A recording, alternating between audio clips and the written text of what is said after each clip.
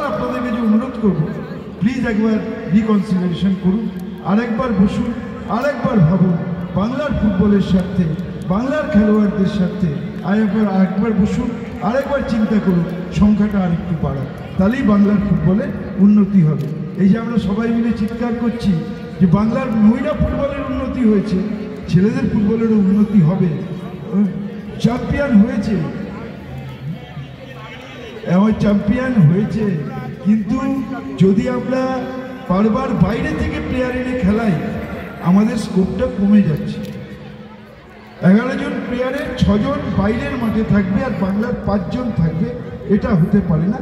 পারমিটেশন কম্বিনেশনটা চেঞ্জ হওয়া উচিত। আমি আবার অনুরোধ করছি আপনারা আরেকবার রিকনসিডার। নমস্কার, স্পোর্টস স্ক্রিনে আপনাদের স্বাগত। আপনাদের সঙ্গে রয়েছে আমি কৌশিক।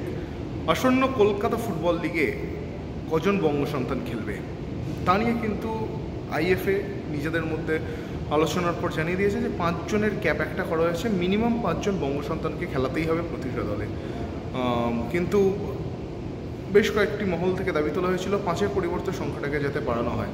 আজ কন্যাশ্রী কাপের ফাইনালে কিশোর ভারতী স্টেডিয়ামে এসে ক্রীড়ামন্ত্রী অরূপ বিশ্বাস জানালেন, আইএফএর সভাপতি এবং সচিব উপস্থিত ছিলেন, তাদের কাছে ক্রীড়ামন্ত্রী অনুরোধ করেন যাতে এটা পারমুটেশন কম্বিনেশন করে এই 5 এবং 6-এর যে ইকুয়েশনটা রয়েছে, অর্থাৎ 5 জন বঙ্গ সন্তান এবং 6 জন বাইরের স্টেট থেকে হতে পারে, সেটা যাতে পরিবর্তন করা যায় তা নিয়ে তিনি আইএফএকে অনুরোধ করেন।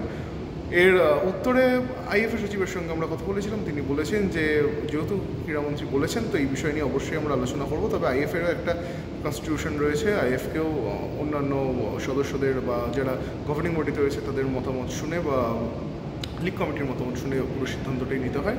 তবে এই বিষয় নিয়ে যে আলোচনা হবে তা কিন্তু জানিয়েছেন অনির্বাণ দত্ত। কী বললেন ক্রীড়ামন্ত্রী, কী বললেন তার উত্তরে অনির্বাণ দত্ত শুনে নিন।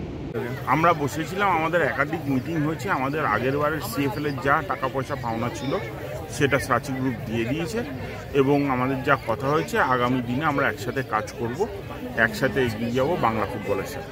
আচ্ছা, একটা আপনার বিষয় আটকে রয়েছে যেটা 2024-25 মরশুমের চ্যাম্পিয়নকে ঘোষণা করা যায়নি, সেই জায়গায় কতদূর কি এগোলো? দেখুন, এটা তো সাবজুডিস ম্যাটার, কোর্টে আছে। আমার মনে হয় হাইকোর্টের প্রত্যেকটা হিয়ারিং ইউটিউবে দেখা যায়, আপনারা দেখলেই জানতে পারবেন যে কী স্ট্যাটাস। আমি আশা করছি শিগগিরই হয়তো এর ফলাফল বেরিয়ে যাবে এবং কে চ্যাম্পিয়ন কে রানার্স তখন আপনারা সবাই জানবেন। অনির্বাণ দা, আরেকটা চ্যাম্পিয়ন রানার্স ডিসিশন তো এখন কোর্টেই হয় বলতে গেলে। অনির্বাণ দা, একটা গুরুত্বপূর্ণ বিষয় আজকে মাননীয় ক্রীড়ামন্ত্রী অরূপ বিশ্বাস বললেন যে আইএফএর তরফ থেকে যেটা একটা 5 জনের ক্যাপ করা হয়েছিল, মানে মিনিমাম মানে 5 জন বাঙালি ছেলেকে খেলাতেই হবে। দেখুন, আমার ভাবতে বলছে প্রথমত 5 জন বাঙালি না, আপনি 11 জন বাঙালিও খেলাতে পারেন। কোথাও কিন্তু বলা হয়নি যে 5 জন বাঙালি খেলাতে হবে, তার বেশি খেলানো যাবে না। বলা হয়েছে যে মিনিমাম 5 জন খেলাতেই হবে। কোনো ক্লাব যদি মনে করে যে তারা 11টা খেলাবে, তারা নিশ্চয়ই খেলাতে পারে। আমাদের মাননীয় ক্রীড়ামন্ত্রী সবসময় আমাদের পাশে থাকেন। যদি উনি বলেছেন আমরা অফিসারদের মধ্যে আলোচনা করবো, হয়তো তো একটা কনস্টিটিউশন মেনে চলতে হয় এবং আমাদের সব দিকটা দেখতে হয়। মানে ফুটবল ইকোসিস্টেমটা শুধু প্লেয়ার নয়, কিন্তু তার মধ্যে যেরকম কোচরা আছে, তার মধ্যে ক্লাবরা আছে, তার মধ্যে প্লেয়াররা আছে, তার মধ্যে কর্মকর্তারাও আছে। তো এই পুরো ব্যাপারটা দেখে আমাদেরকে এগোতে হয়। আমরা আলোচনা করে নিশ্চয়ই দেখব, যদি সম্ভব হয় উনি যখন মাননীয় ক্রীড়ামন্ত্রী যখন বলেছেন আমরা কনসিডার করার চেষ্টা করব।